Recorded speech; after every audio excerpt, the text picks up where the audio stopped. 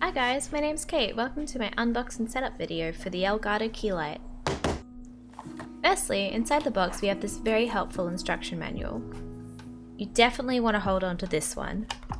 At the top there is the Keylight panel.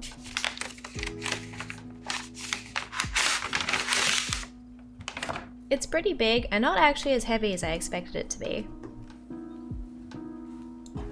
Inside this box is the charger and also all of the international plug attachments, so you can plug it into whatever power board you have.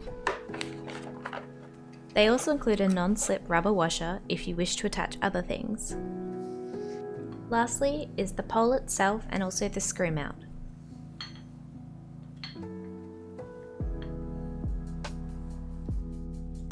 Now it's time to get the light set up.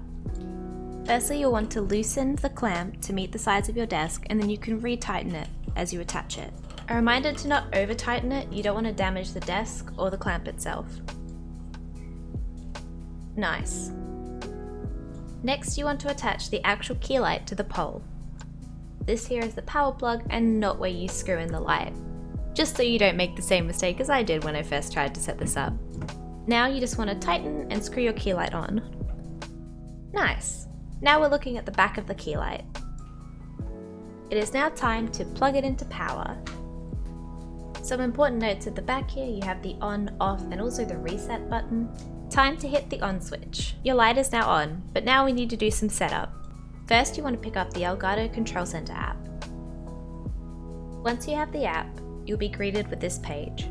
You'll need to go into your phone's Wi-Fi settings and connect to the ELGATO Keylight.